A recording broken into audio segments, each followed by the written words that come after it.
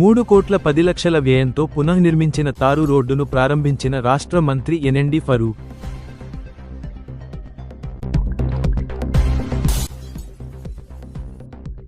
RTC driver నిర్లక్ష్యం, వృద్ధురాలికి తీవ్ర గాయాలు. న్యాయం కోసం ఎస్పీని ఆశ్రయించిన వృద్ధురాలు.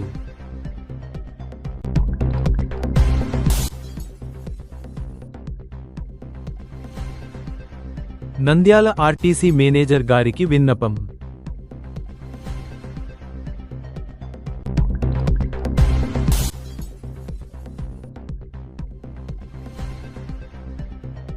నంద్యాలలో చెవి ముక్కు గొంతు శాస్త్ర చికిత్సల శిబిరం ఏర్పాటు.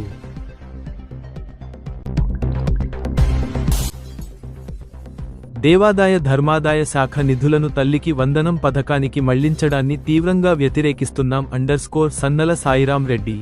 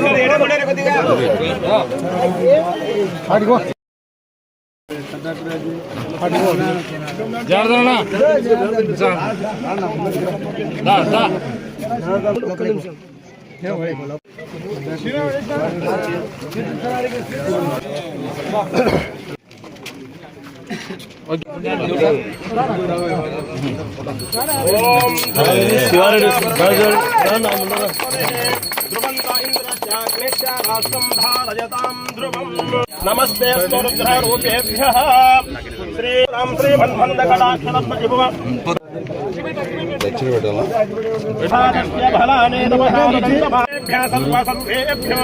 नमस्ते रुद्रारूपेभ्यः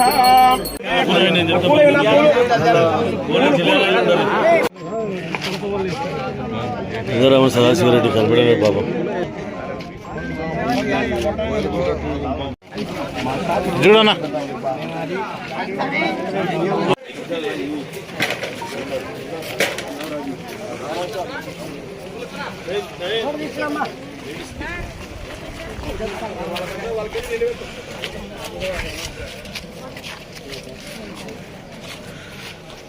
మీరందరూ వచ్చారని సారీ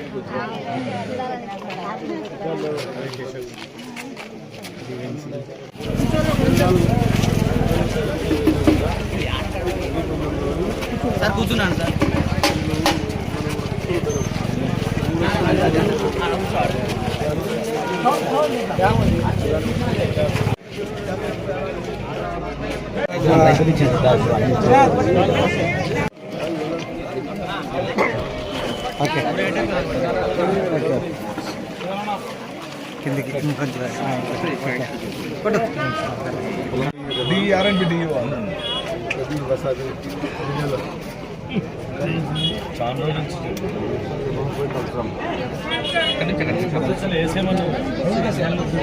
ఈ రోడ్డు వయా జిల్లాలో అంటే కామినేనిపల్లె గోస్పాడు వయా జిల్లాలో దాదాపుగా 3 జిఎస్టీ భవన్ ఎంత ఉంది? 3 కోట్ల ఉందే. జిఎస్టీ భవన్ 3,07,00,000 ఎత్తుంది. చాలా రోజులు పెండింగ్ ఉండేది. చాలా రోజులు పెండింగ్ అయిన తర్వాత ఈ రోజు అది కంప్లీట్ చేసి చాలా కంప్లైంట్లు ఇచ్చారు. నడవడానికి లేదు, చాలా ఇబ్బందికరంగా ఉంది. గట్టల రోడ్ వేసినారు. డాంబర్ రోడ్ తార్ రోడ్ కూడా వేస్తే పోతుందని చెప్పి చెప్పడం జరిగింది. మళ్ళీ వీళ్ళందరి కోరిక మీదకే మనం మళ్ళీ రోడ్డు కంప్లీట్ చేసాం. ఎన్ఆర్ఐజిహెచ్ కింద కూడా లాస్ట్ టైం రావాల్సింది. ఇందులో కోర్టు కేసు ఉండడం వల్ల ఇవ్వలేకపోయినాం. ఓన్లీ నంద్యాల మండలానికి 6 కోట్లు ఇచ్చాం. అందులో 45 కోట్లు అట్లే చేసుకోలే. సరే ఏదేమైనా కానీ అక్కడ ఎన్ఆర్ఐజిహెచ్ కూడా రావాలా, డబ్బులు కూడా రావాల్సింది. తర్వాత ఈడ ఎన్ఆర్ఐజిహెచ్ లాస్ట్ ఇయర్ ఇంతకుముందు పెండింగ్ ఉన్నాయి, అది రిలీజ్ చేయాల్సిన అవసరం ఉంది. అదే నేను చెప్పినాయి కూడా 3 కోట్ల రూపాయలు రావాలా, అది కూడా వచ్చేస్తాయి.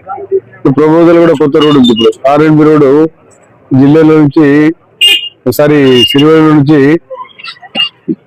వేలూరు వరకు నుంచి గోస్పాడు, అది కూడా దాదాపుగా 3.5 కూడా ఆర్ఎంబి. అది రోడ్డు పెండింగ్ ఉంది. అది పెండింగ్ ఉందని కొంచెం కాంట్రాక్టర్ వల్ల కొంచెం ఇబ్బందికరమైన సమస్య ఉంది కాబట్టి మీకు తెలుసు ఆ సమస్య. అది కూడా సమస్యలు మాట్లాడి ప్రజలకు అవసరాలు తీర్చాల్సిన బాధ్యత మన మీద ఉంది. ఇంకా రోడ్డు ప్రపోజ్ చేశారు. చాలా ఉన్నాయి. దాదాపుగా వాళ్ళని అడిగి ఏ ఊర్లు పెట్టాలో ఆ ఊర్లన్నీ పెట్టాం. లిస్ట్ కావాలంటే మీ దగ్గర నాగరాజు గారు ఈ దగ్గర ఉంది, తీసుకోండి మీకు కావాలి డీటెయిల్స్ గా.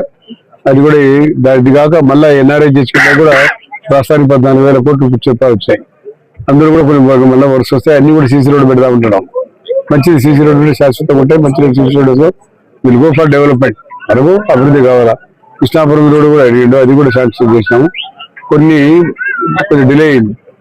తల్లికి వందనం అయిన తర్వాత కొన్ని వర్క్స్ ఇవ్వాలని ప్రభుత్వం అనుకుంది. దానివల్ల కాదు తల్లికి వందనం రేపు 2 వేస్తారు. అదైన తర్వాత ఈ పబ్లిక్ వర్క్స్ ఏదైతే ఉన్నాయో అవన్నీ కూడా చేద్దాం. ఈ ఊరికి వచ్చిన తర్వాత కుంట చూసాం. మొత్తం గుర్రపు డెక్కతో మొత్తం నిండిపోయింది. పశువులు కూడా దిగలేదు, మొత్తం కూడా బయటికి రాలేవు పరిస్థితి ఉంది. సరే దాన్ని ఆ గుర్రపు డెక్కతో ఈ రోజు ఏదో ఆన్సరీగా ఏదో పేపర్ వస్తుంది, తర్వాత గుడ్డలు వస్తున్నాయంటున్నారు. అది నేను పేపర్ చదివా. దానికి పనికి వస్తే మంచిదే ఎవరైనా తీసుకుపోతే. కానీ ఇప్పుడు ప్రస్తుతానికైతే నీళ్లు లేవు, చాలా తక్కువ ఉన్నాయి. పక్షులు దిగితే అది బురద ఉంది కాబట్టి బయటికి రాలేదు. కాబట్టి దానికి గుర్రపు డెక్క తీసేందుకు మాట్లాడి 4-5 కోట్ల లక్ష రూపాయలు కూడా తీపిచ్చేస్తాం. అధికారిక చెప్తాను. చేయాలి వర్షాకాలం కాబట్టి డీసీటీ చేయలేకుంటే డీసీటీ అంటే మన మట్టి తీసిన చెరువులు వర్షాలు పడుతున్నాయి కాబట్టి దిగలేవు. మరి ఈ రకంగా మళ్ళీ బైపాస్ రోడ్ ఒకటి, బైపాస్ రోడ్డు డైరెక్ట్ గా గోస్పాడు ఊర్ల మధ్య నుంచి రాకుండా ఎందుకంటే చరిత్ర వరకు ఉంటాయి. మనం బయట ఉన్నప్పుడన్నా కట్టుకుందామనే ఆలోచన మన ఊరు ప్రజలది. కాబట్టి ఊరు బయటలో బైపాస్ రోడ్ డైరెక్ట్ గా ఊర్లో తగలకుండా ఏదో బీసీ కాలనీ ఉంది. ఆ కాలనీలో ప్రభుత్వం స్థలం ఉంది, కొంచెం చిన్న డిస్ప్యూట్ ఉంది. అది వచ్చేస్తే కూడా కంప్లీట్ చేస్తాం. అది రాసి పెట్టాం. అదే కొంతమంది ఏదో పిటిషన్ రాశారు దానికి వద్దని. నేను అవన్నీ దాంట్లో లోపల వదలుచుకోలే. కాబట్టి అది రావాలా, ప్రజలకు అవసరం. ఈ గ్రామంలో కూడా ప్రతి మధ్య నుంచి పోవాలి. మీకు చాలా ఇబ్బంది. నీరు వర్షాకాలం నుంచి నీరు వచ్చి నిలబడిపోతాయి. బండ్లు జిల్లాలో 5 రోజులు పోవాలని చాలా ఇబ్బందికరంగా ఉంటుంది. మళ్ళీ చుట్టూ తిరిగి రావాలి వాళ్ళు. అదే మాట్లాడాము. అది కొంచెం చేస్తాను, మాట్లాడి చేస్తాము. మధ్యనే వర్షాలు కూడా లేవు, కొంచెం రైతులతో ఇబ్బంది ఉంది.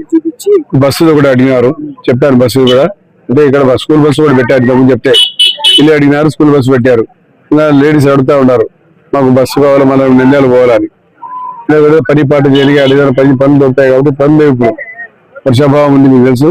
కాబట్టి ఏదైనా పనికి మాకు అవసరాలు ఉన్నాయి కాబట్టి బస్సులు ఏమి చెప్తారు మేడం. మాట్లాడే ఆయనతో కూడా బస్సులతో చాలా తగ్గింది సార్, ఫ్రీ బస్సులు ఉండడం వల్ల నిలవలేదు, ఏదో ఒక బస్సును ఎక్స్టెండ్ చేసి ఇస్తా అని చెప్పి మళ్ళీ నేను ఆర్మీ కూడా పిలిపించి మాట్లాడి బస్సు కూడా ఏర్పాటు చేస్తాం. కాబట్టి మళ్ళీ తర్వాత తల్లి వందనం కూడా రేపు 24వ తేదీ కూడా ఇక్కడ గోస్వాడ మండలంలో పెడదామని అంటున్నారు. మరి నేను నిందర మండలంతో మాట్లాడా, గోస్వాడ మండలం పెడతామంటే గోస్వాడ మండలం పెద్ద ఊర్లు అయిపోయినాయి, ఈ ఊరు అయిపోయింది, యాలూరు అయిపోయింది. మీరేంది గోస్వాడ లేకపోతే అనేది దేవగుంటనా అనేది అర్థం లేదు. ఆ దేవగుంట కూడా హాస్పిటల్ రావాలా, గత చాలా ఏళ్ళ నుంచి పెండింగ్ ఉండేది, దాన్ని కూడా క్లియర్ చేశా. శాంక్షన్ దాదాపు 2 కోట్లు, పెద్ద 2 కోట్ల చిల్లర, దాన్ని కూడా శాంక్షన్ ఇచ్చాము. దాన్ని కూడా శంకుస్థాపన చేయమంటున్నారు. ఆ పిల్లడు పేరు జనార్దన్ రెడ్డి. అదే రోజు చూద్దాం మరి, మాట్లాడి నంద్యాల మండలంతో మాట్లాడలేదు, అది చెడు వాళ్ళు చెప్పాలి కదా, వాళ్ళు కూడా తీసుకొని వాళ్ళకు ఉండేది పెద్ద ఊరు కొట్టాల, మా ఐదూరు, మా చాబోలి నాకు గ్రామాలు ఉన్నాయి, వాళ్ళతో మాట్లాడిన తర్వాత లేకపోతే దిబ్బగుంటనే పెడదాం మీరందరి అనుమతితో.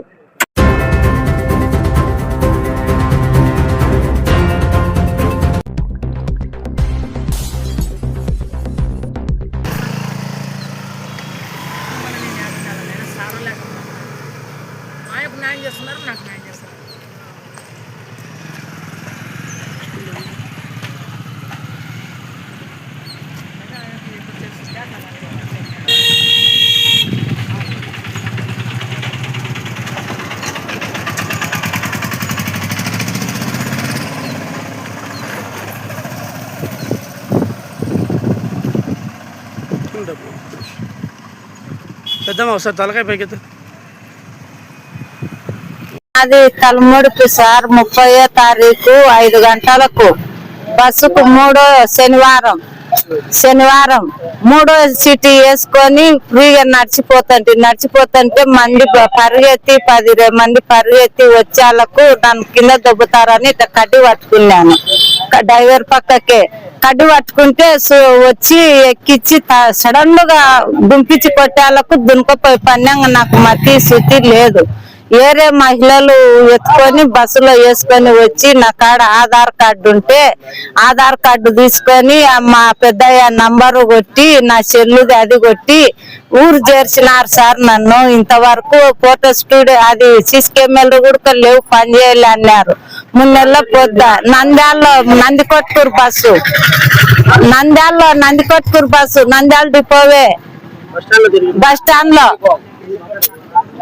బస్ ఎక్కే కాన్నే సార్ డ్రైవర్ పక్కకే వన్నా నందికొట్కూరు బస్సు.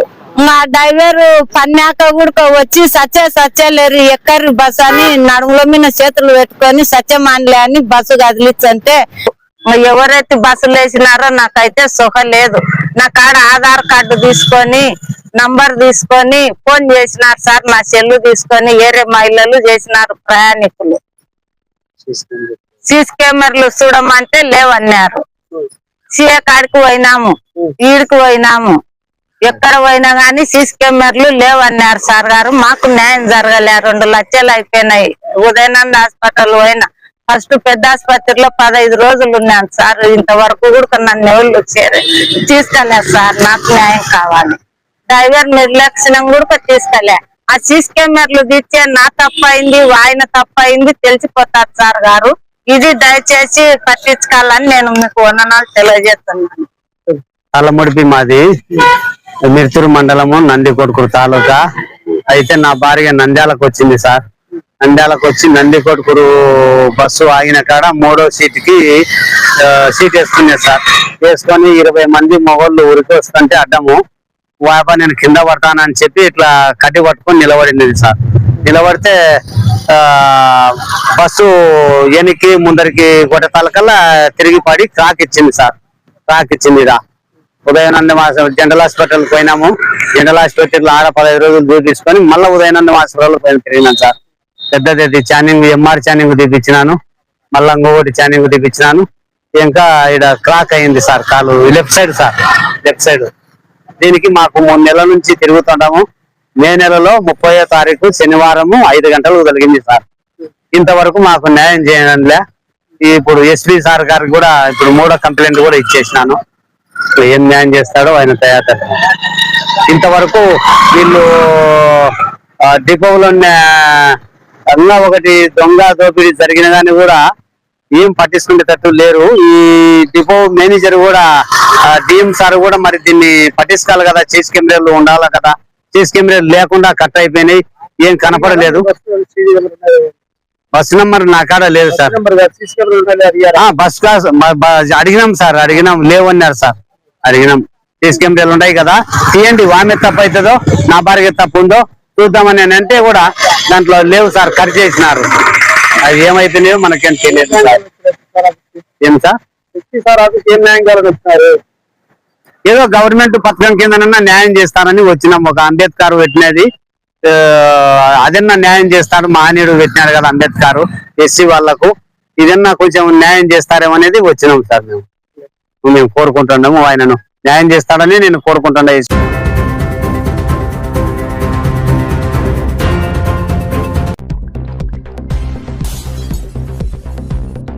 అయ్యా మేనేజర్ గారు, మీ బస్టాండ్ యందు ప్రతిరోజు ఉదయం 8:10 నుండి ఉదయం 8:30 ఏమి జరుగుతుందో గమనించారా? ప్రతిరోజు విద్యార్థులు మరియు డ్యూటీలకు వెళ్లేవారు ఆడవారైన మగవారైన పరిగెత్తుకుంటూ బస్టాండ్కు వస్తే టైంకు బస్సులు ఉండవు. ఈరోజు 20 జూలై 26 ఉదయం 8:10 వెళ్లే బేతంచర్ల బస్సును మరియు ఉదయం 8:20 వెళ్లే బేతంచర్ల బస్సును నిలిపివేశారు. ఎందుకు ఇలా చేస్తున్నారు? అలాగే కర్నూల్కు వెళ్లే ఎక్స్ప్రెస్ బస్సులు కూడా టైంకి లేవు. ఉద్యోగాలకు వెళ్లేవాళ్లు, కాలేజీకి వెళ్లే వారి పరిస్థితి ఏంటి? 2-3 బస్సులకు సరిపడే జనాలు ప్లాట్ఫామ్ మీద ఉన్నప్పుడు మీరు ఒక్క బస్సును పంపిస్తే అందరూ పరిగెత్తుకుంటూ వెళ్లి ఒకరి మీద ఒకరు పడి ఎవరైనా చనిపోతే ఎవరిది బాధ్యత? మీ డ్రైవర్లు కండక్టర్లు మహిళలను తక్కువ చేసి మాట్లాడుతున్నారు. ఈ ప్రభుత్వం మహిళలకు ఉచిత బస్సు సర్వీసులు ఏర్పాటు చేసినందుకు ఈ సమస్యలు ఉన్నాయని ప్రభుత్వాన్ని నిందిస్తున్నారు. ఆర్టీసీకి ప్రభుత్వం నుండి డబ్బులు వస్తున్నాయి కదా, అందుచేత మీరు ప్రజల ప్రయాణానికి ఇబ్బంది లేకుండా చూస్తారని మనవి.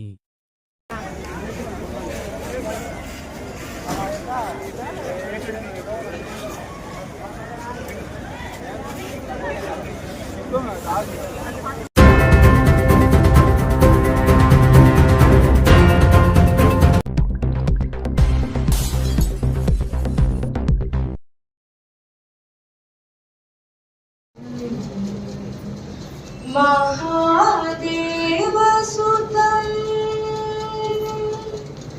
महादेवसुतं कोटि प्रविप्रियम्. తక్కువతో సిటీ స్కాన్ చేయడం జరుగుతుంది. ఇలా ఉంటుంది. పెద్ద సిటీ స్కాన్ మెషిన్ల లెక్క పడుకొని కళ్ళు తిరగడము, వాంతి కావడము, చిన్నపిల్లలకి ఇబ్బంది. అంటే 2 చెవులకి ఒకేసారి ఆపరేషన్, పుట్టుకతో చెవిటి మూగ వాళ్ళకి. కష్టంలో ఉన్న, ఇబ్బందుల్లో ఉన్న సాటి మనిషికి సేవ చేస్తే అదే దేవునికి చేరడానికి దగ్గర దారి అని నేను ప్రగాఢంగా నమ్ముతాను. 100 మంది పేషెంట్స్ లో ఉన్న రోగాలు, వ్యాధులు, జబ్బులను నయం చేసి వాళ్ళు మళ్ళీ మా దగ్గరికి చూపించుకోవడానికి వచ్చినప్పుడు చూపించేటువంటి ఆనందం మనము అమూల్యమైనది అని చెప్పవచ్చు. ప్రత్యేకించి ఈ సంవత్సరం ఈ కార్యక్రమాన్ని గౌరవ ముఖ్యమంత్రి వర్యులు నారా చంద్రబాబు నాయుడు గారు P4 public private people participation, అంటే ప్రైవేట్ అంటే మేము, పబ్లిక్ మీరు, ప్రజలు అందరూ కలిసి ఒకరికొకరు సహాయం చేసి ఉన్నత స్థాయికి తీసుకెళ్ళాలి, ఒక నిరుపేదలనే వాళ్ళు లేనిటువంటి పేద రహిత రాష్ట్రంగా మార్చాలన్న లక్ష్యంతో పెట్టినటువంటి దానికి అనుగుణంగానే ఈ రోజు మరి 100 ఆపరేషన్లు, 50 లక్షల రూపాయలు 100 కుటుంబాలకి ఈరోజు P4 కార్యక్రమంలో భాగంగా మధుమ నర్సింహం సేవలు అందించడం ఇటు రాష్ట్ర ప్రభుత్వానికి కూడా అది చాలా గర్వకారణమైన విషయం. ఈ కార్యక్రమం చాలా గొప్పది, ఒక మహాయజ్ఞం లాంటిదని చెప్పి నేను భావిస్తున్నాను.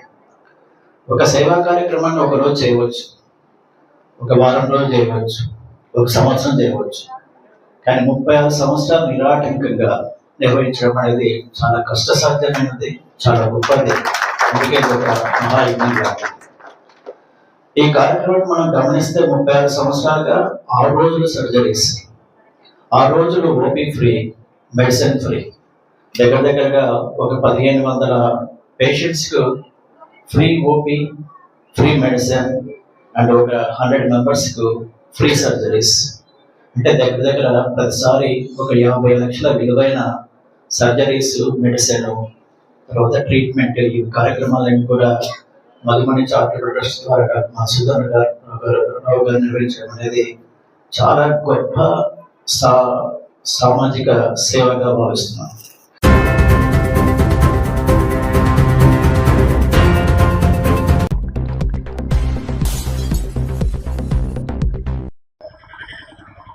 ఈరోజు కూటమి ప్రభుత్వం తల్లికి వందనం పథకాన్ని ఇవ్వడం లేటు చేసి తల్లులను మరియు విద్యార్థులను అనేక రకాలుగా ఇబ్బంది పెట్టడమే కాకుండా ఈరోజు మనం గమనించినట్లయితే మనకు ఎండోమెంట్స్ నుంచి 26,03,90,000 రూపాయలను బ్రాహ్మణ కార్పొరేషన్ కు ట్రాన్స్ఫర్ చేసి దాని ద్వారా తల్లికి వందనంలో కొంతమంది బ్రాహ్మణులకు ఇచ్చేటట్లుగా మనకు ఆ జీవో ఒకటి మనం పరిశీలిస్తే తెలుస్తుంది. ఇది ఎంతవరకు సమంజసం, ఇది కరెక్ట్ అయినటువంటి పద్ధతి కాదని చెప్పేసి మేము ఈ కూటమి ప్రభుత్వాన్ని గట్టిగా హెచ్చరిస్తున్నాం. ఎందుకంటే ఆ రోజు మా ప్రభుత్వంలో ఏదైనా అవసరమై వేరే డిపార్ట్మెంట్ నుండి డబ్బు డ్రా చేస్తే అనేకమైనటువంటి విమర్శించడమే కాక మమ్మల్ని దోషులుగా చేసే ప్రయత్నం ఆ రోజు ప్రభుత్వం చేసింది. మీరు సంపద సృష్టిస్తామని చెప్పేసి అనేకమైనటువంటి హామీలు ఇచ్చి 2 సంవత్సరాల తర్వాత మేము 5 సంవత్సరాల్లో చేసినటువంటి అప్పులను 2 సంవత్సరాల్లో చేసింది కాక ఏ ఒక్క హామీని నెరవేర్చకుండా ఉన్న హామీని కూడా ఈ రోజు ఎండోమెంట్స్ డిపార్ట్మెంట్ నుంచి ఈ విధంగా డబ్బులను ట్రాన్స్ఫర్ చేయడం ఎంతవరకు సమంజసం? మీరు ఈ రోజు 2 సంవత్సరాలుగా చంద్రబాబు నాయుడు గారు, పవన్ కళ్యాణ్ గారు, లోకేష్ గారు ముగ్గురు కూడా లక్షల కోట్ల పెట్టుబడులు మనకు వస్తున్నాయని చెప్పేసి మన రాష్ట్రంలో ఉండే ప్రజలందరినీ కూడా భ్రమ పెడుతూ, అంతేకాకుండా దేశానికి వచ్చే ప్రతి రూపాయిలో కూడా పావలా భాగం మన రాష్ట్రానికి వస్తుందని చెప్పేసి మభ్యపట్టే ప్రయత్నం చేశారు. కానీ నిన్నగాక మొన్న నీతి ఆయోగ్ క్లియర్ గా ఒక ఇండెక్స్ లో చెప్పింది, ఆంధ్ర రాష్ట్రము పెట్టుబడుల్లో 8వ రాష్ట్రంగా ఉందని. గతంలో వైఎస్ జగన్మోహన్ రెడ్డి గారు ఉన్నప్పుడు 5 సంవత్సరాల్లో కూడా మొదటి ర్యాంక్ లో ఈజ్ ఆఫ్ డూయింగ్ బిజినెస్ లో ఉన్నటువంటి మన రాష్ట్రం ఈ రోజు వీళ్ళ పరిపాలనలో కేవలం అభూత కల్పన, అన్ని గ్రాఫిక్స్ తప్ప 8వ ప్లేస్ లో ఉందని చెప్పేసి నీతి ఆయోగే ఈ రోజు ఇవ్వడం జరిగింది. దీనికి ఏం సమాధానం చెప్తారు? మీరు ఒక పక్క సంపద సృష్టించడం కాక, అప్పులు చేయడమే కాక, ఈ విధంగా ఎండోమెంట్స్ డిపార్ట్మెంట్ లో ఎవరైనా సరే ఒక హిందూ భక్తులు ఏం చేస్తారు, ఆ యొక్క గుడికి ఏదైనా మౌలిక వసతులకు గాని, లేకపోతే గినక అక్కడ అన్న వితరణ కార్యక్రమానికి గాని, ఇతర గుడికి సంబంధించిన అవసరాల కోసం వాళ్ళు దానికి మనం ఇస్తే ఈ రోజు మీరు ఈ విధంగా ట్రాన్స్ఫర్ చేస్తారు. ఈ రోజు పవన్ కళ్యాణ్ గారు ఈ యొక్క హిందువుల గురించి ఎక్కువగా మాట్లాడుతున్న పవన్ కళ్యాణ్ గారు అయితేనేమి, తర్వాత ఈ రోజు అలయన్స్ లో ఉన్న బీజేపీ వారు హిందూ మతం గురించి పొద్దున్న లేచిన నుంచి చెప్తారు. వారు దీన్ని ఏ విధంగా సమర్థిస్తారు? ఖచ్చితంగా మీరు సమాధానం చెప్పవలసిందిగా మేము కోరుతున్నాం. Thank you.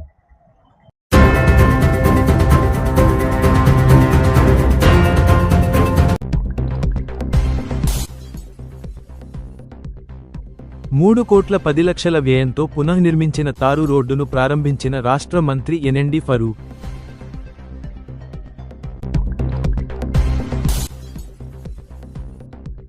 ఆర్టీసీ డ్రైవర్ నిర్లక్ష్యం, వృద్ధురాలికి తీవ్ర గాయాలు. న్యాయం కోసం ఎస్పీని ఆశ్రయించిన వృద్ధురాలు.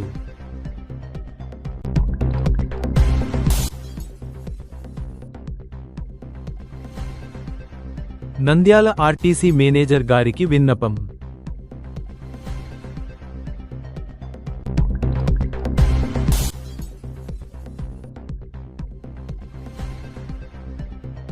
నంద్యాలలో చెవి ముక్కు గొంతు శాస్త్ర చికిత్సల శిబిరం ఏర్పాటు.